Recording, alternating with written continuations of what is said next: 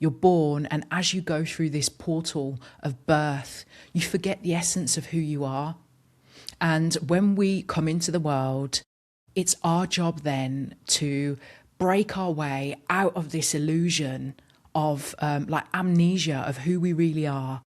And so we can remember ourselves, remember our light. And then when we do, that's when we can really start to play this game of life. So you're born into a family in whatever part of the world that you come from, and based on your race, your gender, whether you've got a disability or not, depends on how you're perceived in the world. So we've got this mainstream culture around us that defines what's acceptable, what's beautiful, what's in trend, what's in vogue, all of that sort of stuff. And throughout life, we're going through school where we're conditioned into certain patterns of behaviour, when we should be getting up and leaving the house, how long we should be sitting down on a carpet, swallowing a narrative of specific information, and then going against our own bodily needs. So if you need the toilet, you've got to sit there and rock until you're given permission to go to the toilet. So it's this slow process of conditioning us into this mainstream society. And don't forget, within that, there's this little spark of light that's sitting within. But as you're going through all of these layers, so first of all, you come into your family.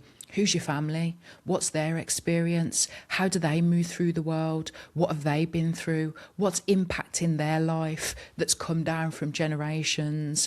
It could be like poverty mindset. There could be abuse in the family line. There could be just all of this unprocessed anger and rage that just comes out in intolerance. And then that gets passed down until somebody wakes up enough or catches enough of that glimmer of light within them that then helps them to realise, hang on a minute, what is this? And do I want to perpetuate that, whether you're going to go on and have children or not, or whether just, you don't want to move through the world with that baggage. So you've got your family stuff that you're wearing. Imagine now layers of coats.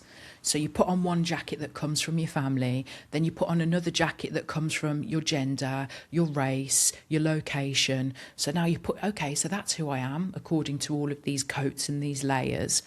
You go through school, you go into the workplace. Through your experiences in the workplace, you're figuring out who you are, whether you got to explore your true creativity or whether you just went into a job because it seemed like it was societally acceptable. So again, you're just following the societal standards, and inside this light is still calling out to be seen. So if you've got that sense of feeling stuck, that is an invitation for you to start peeling back some of these layers, start asking some questions, and start figuring out who you are at the core of it. What does your soul want to express? Who is it that lies beneath all of this conditioning? And once we start to do that, once we start to become curious, that is the key to getting to the starting line of this game, really. It's like these different levels. So the first level of the game is you just going along as per the program. When you get to the next level, this is when you start to get some of the cheat codes, because now you're questioning everything that you've been taught, that you've been told. And it's that, with that questioning and then the critical thinking, that helps you to start seeing the world a little bit differently. So it's all these deepening layers of getting to know yourself, questioning, inquiring, and then your view of the world starts to change based on what you actually think and feel.